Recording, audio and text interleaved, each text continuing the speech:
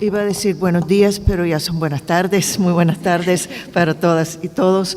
Quisiera darles muchísimas gracias a las organizadoras del Congreso por haberme invitado a participar en esta mesa de diálogo tan importante.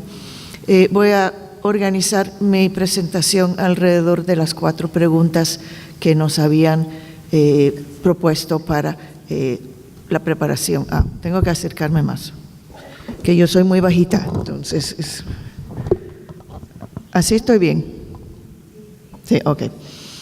Entonces, la primera pregunta que nos propusieron fue, ¿cuáles deberían ser los objetivos de la alfabetización en la escuela primaria y secundaria?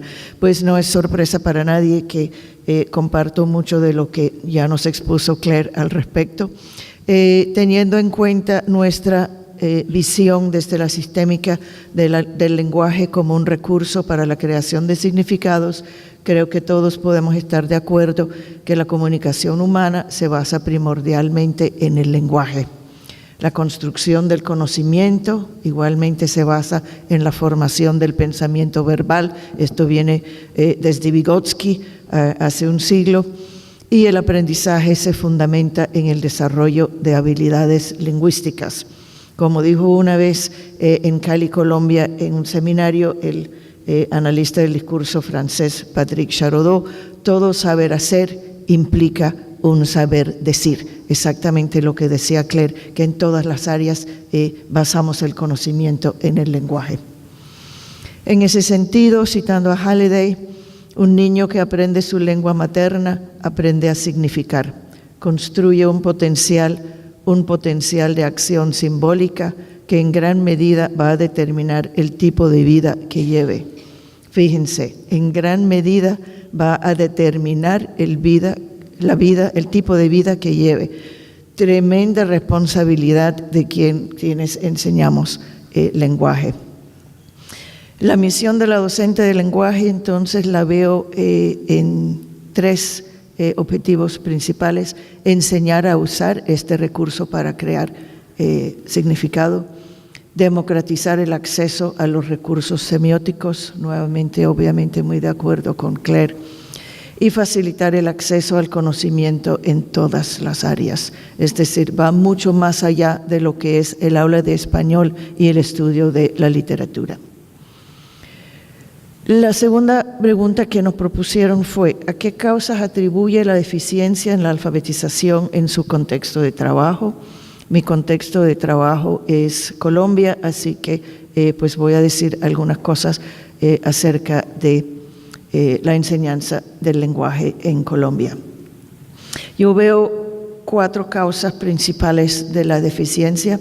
Primero, un exceso de normatividad, que además de ir restando paulatinamente la autonomía institucional consagrada en la Ley General de Educación, sirve más que todo para confundir a los maestros.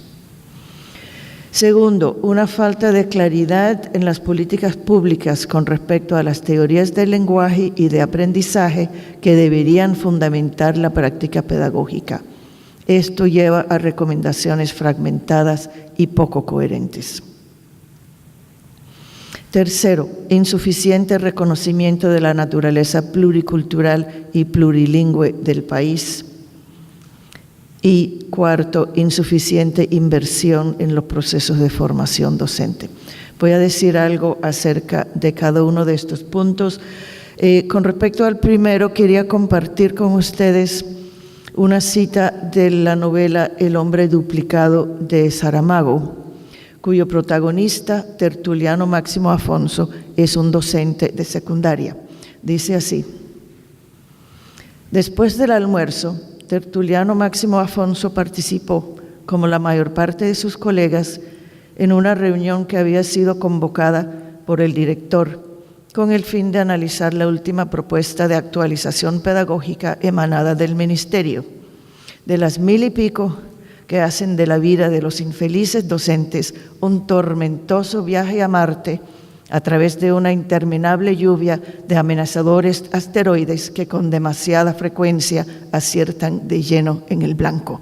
Así es la vida del docente en Colombia. ¿Cuáles son las políticas públicas vigentes en Colombia con respecto a la enseñanza del lenguaje? Empezamos con la Constitución Política de Colombia de 1991. A partir de ahí se formuló la Ley General de Educación de 1994 y luego salieron los lineamientos curriculares para lengua castellana en 1998. En este siglo han salido los estándares básicos de competencia en lenguaje, 2006, y los derechos básicos de aprendizaje en lenguaje, 2015. Sí, así se llaman, derechos básicos de aprendizaje, ya de eso hablaremos. Quise enfatizar en el artículo 68 de la Constitución Política de Colombia, que dice, entre otras cosas, lo siguiente: la comunidad educativa participará en la dirección de las instituciones de educación. Los integrantes de los grupos étnicos tendrán derecho a una formación que respete y desarrolle su identidad cultural. Y la erradicación del analfabetismo y la educación de personas con limitaciones físicas o mentales o con capacidades excepcionales son obligaciones especiales del Estado. Partiendo de ahí, la Ley General de Educación de 1994, en su artículo 6, describe la comunidad educativa y sus responsabilidades. La comunidad educativa está conformada por estudiantes o educandos, educadores, padres de familia o acudientes de los estudiantes, egresados, directivos docentes y administradores escolares. Todos ellos, según su competencia, participarán en el diseño, ejecución y evaluación del proyecto educativo institucional y en la buena marcha del respectivo establecimiento educativo. Todos ellos, según su competencia, participarán en el diseño del proyecto educativo institucional, es decir, autonomía de cada comunidad educativa con respecto a lo que son las prioridades en la educación para su comunidad, un enfoque muy bottom-up, desde abajo. Por otra parte, en el artículo 21, entre los objetivos específicos de la educación básica de primaria encontramos el desarrollo de las habilidades comunicativas básicas para leer, comprender, escribir, escuchar, hablar y expresarse correctamente en lengua castellana y también en la lengua materna, en el caso de los grupos étnicos con tradición lingüística propia. Esto lo enfatizo porque Colombia tiene 68 lenguas diferentes al castellano, 66 lenguas indígenas y 2 lenguas criollas. Esas 68 lenguas son usadas en 22 de los 32 departamentos de Colombia, o sea que es un país realmente multilingüe. Esto le atañe a casi todas las entidades territoriales de Colombia.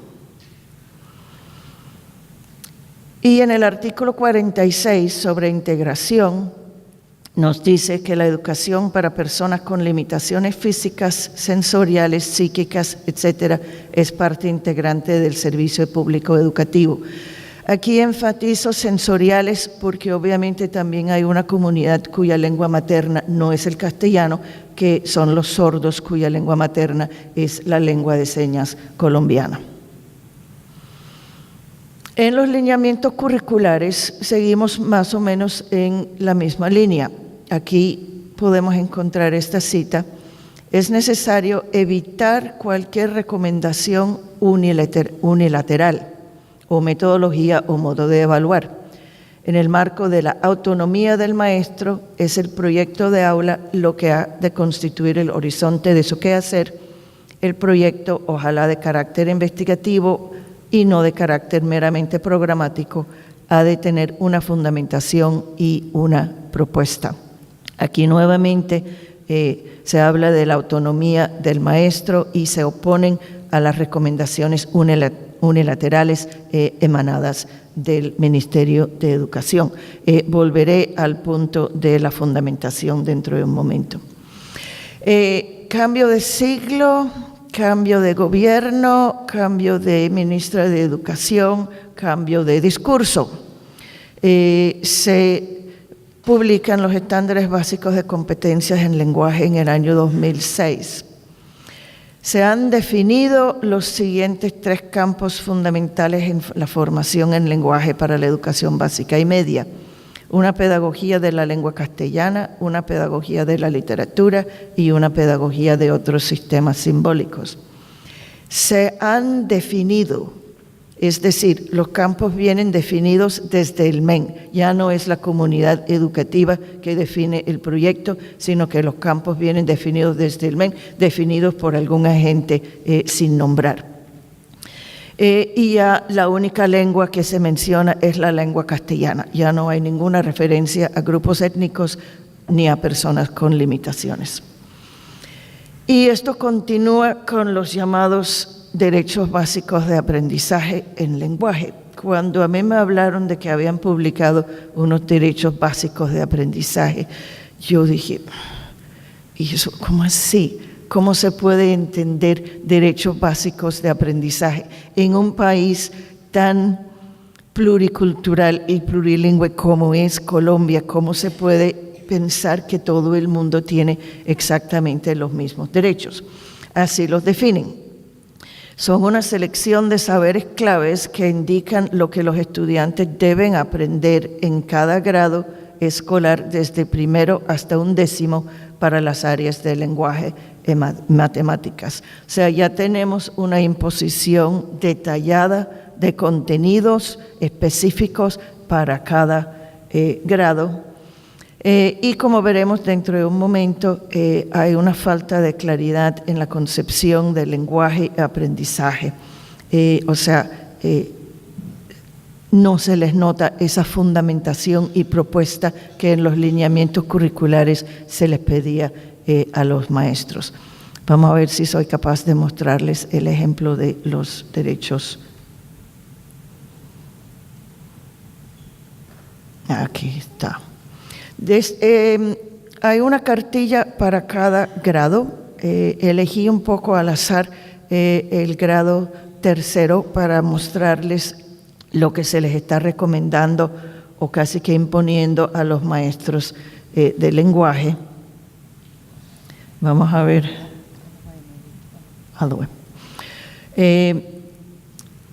Empieza como número 1. Lee en voz alta con fluidez, dicción y velocidad y con la entonación adecuada según el mensaje del texto. Por ejemplo, en 1 minuto puede leer textos como este.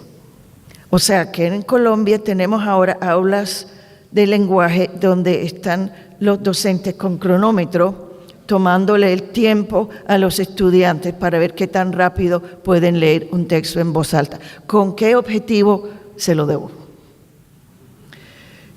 Otro punto. Sabe qué son los sustantivos y adjetivos y los utiliza en sus producciones orales o escritas. ¿De dónde salen esas producciones orales y escritas?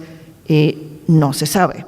Pero hay una producción oral y escrita y lo importante según este documento es que sepa cuáles son los sustantivos y cuáles son los adjetivos. Usa conectores copulativos y disyuntivos entre oraciones y párrafos que le permitan unir ideas y dar coherencia a sus escritos. Nuevamente, no se sabe de dónde vienen esos escritos, de dónde vienen esas oraciones y esos párrafos. No hay nada sobre el proceso de enseñar a escribir, ni mucho menos una concepción de que primero debe haber un proceso de lectura, primero hay que conocer unos contenidos, después saber cómo se quiere organizar los contenidos, sino simplemente a nivel muy particular mirar ciertos elementos lingüísticos. Realiza inferencias y relaciones coherentes sobre el contenido de una lectura a partir de la información que le brinda el texto. Les recuerdo que estamos en el grado 3º, o sea, estamos hablando de niños de 7, 8, máximo 9 años, muchos de los cuales viven en hogares donde no existe ni un solo libro que no han tenido ni siquiera las 300 horas, mucho menos las 1000 horas, no han tenido probablemente ni una hora de lectura en su casa. ¿Cómo se supone que de pronto van a hacer esto? No sé. Y me encanta para no darle demasiado tiempo a esto. Escribe textos de carácter lírico y dramático.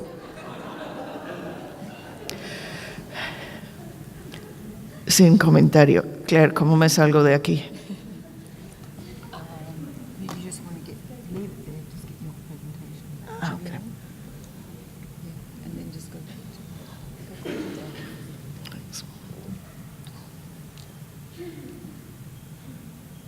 Okay. Entonces, estas cartillas me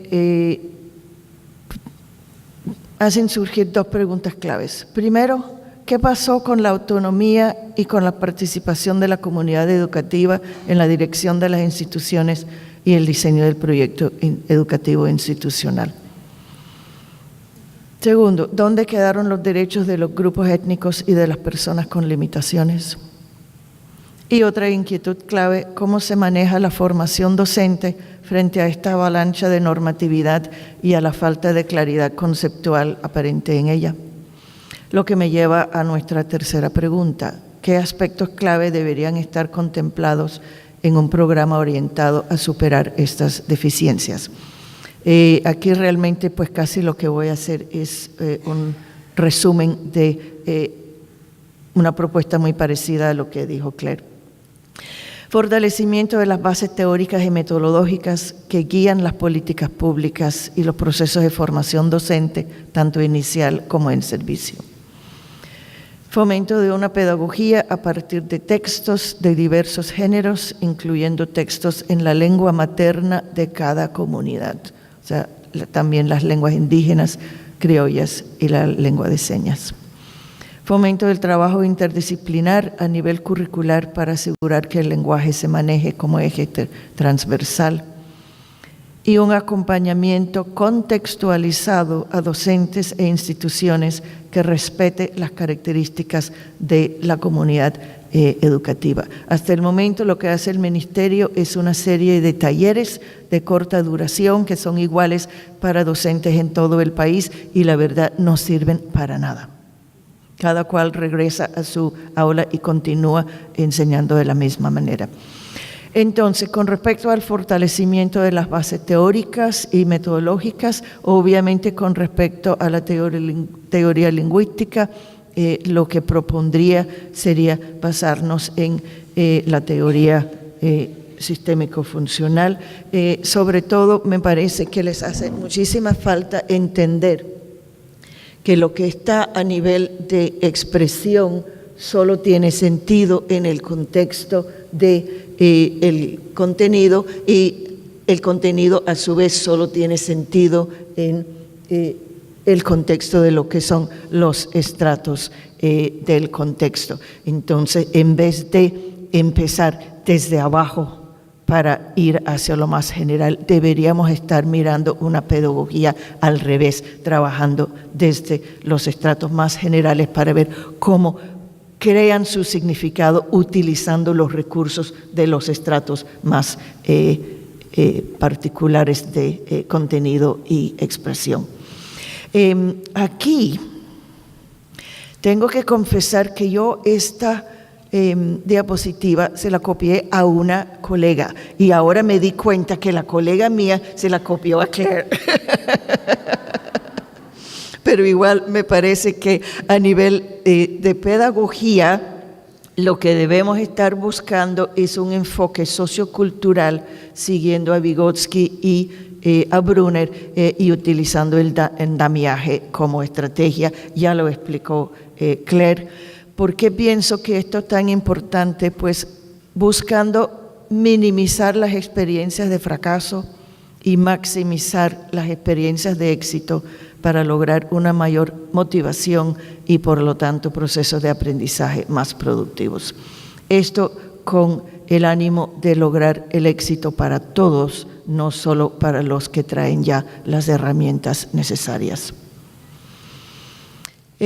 Pienso que es importante fomentar una pedagogía a partir de textos de diversos géneros, incluyendo textos en la lengua materna de cada comunidad. Enfatizo en diversos géneros porque en la literatura en Colombia, con respecto a la enseñanza de lectura y escritura, encontramos referencias a la oralidad, a la argumentación y a la literatura. Nada más. Los otros géneros académicos que van a necesitar manejar los estudiantes en su vida escolar y posteriormente en su vida universitaria no se mencionan en ninguna parte. Así que eso es un bache que es importante llenar. Igualmente, pues en el mismo sentido que decía ahorita, enfatizar en lo que yo he llamado la escalera del lenguaje, es decir, la idea de que queremos, en vez de empezar con la palabra y a partir de la palabra ir construyendo unidades mayores, empezar a nivel de texto para ver cómo el texto es formado por complejos clausulares, a su vez por cláusulas y así finalmente llegando a la palabra. Y a nivel del ciclo pedagógico, pues al igual que Claire, querer pues sugerir la implementación del ciclo de enseñanza y aprendizaje de Rothery y Martin and Rose. No voy a describir eso en detalle en este momento, creo que todos ustedes lo conocen. Por otra parte, el fomento del trabajo interdisciplinar a nivel curricular para asegurar que el lenguaje se maneje como eje transversal y que se trabaje con diversidad de géneros, la idea de lograr interacción en los colegios entre los profesores del área del lenguaje y los profesores de otras áreas para ver qué géneros se están utilizando y qué necesitan los estudiantes. Todo esto hace necesario un acompañamiento sostenido a los docentes en su contexto para que puedan transformar su práctica de acuerdo con las necesidades de su comunidad educativa, que, vuelvo a enfatizar, en Colombia es enormemente diversa. Y para terminar, en la enseñanza y aprendizaje de la lectura y la escritura, ¿qué rol y qué nivel de protagonismo deben tener las reflexiones metalingüísticas y metacognitivas? Me voy a limitar a decir que, así como dijo Claire, creo en la importancia de los procesos visibles y conscientes. Por lo tanto, las reflexiones metalingüísticas y metacognitivas son importantes en la medida en que permiten la discusión en clase alrededor del manejo de los contenidos y de las estrategias para su aprendizaje, recordando que una de las características del andamiaje es que sea explícito, que el estudiante debe ser consciente de que es asistido o ayudado en la ejecución de la actividad. Hasta ahí mi aporte. Muchas gracias por su atención.